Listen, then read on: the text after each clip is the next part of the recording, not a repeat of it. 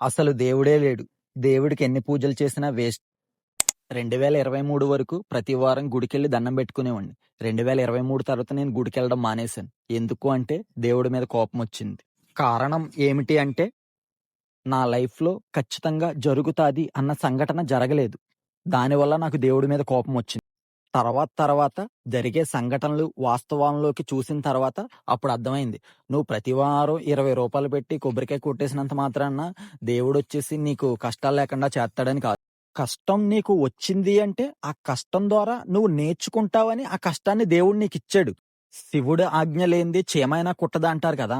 అలాంటిది నీ లైఫ్‌లో ఒక సంఘటన జరిగింది అంటే దాని వెనకాల ఖచ్చితంగా ఆయన హస్తం ఉంటుంది కదా!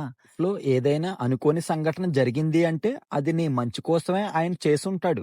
ఫైనల్‌గా నేను చెప్పొచ్చేదేంటంటే నీ లైఫ్‌లో ఏం జరగాలి అన్నది ఆ శివయ్య ముందే రాసేసాడు కదా!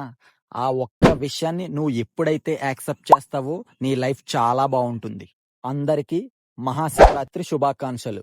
హర హర మహాదేవ శంభో శంకర. వెళ్ళే ముందు ఫాలో చేయొచ్చు కదా!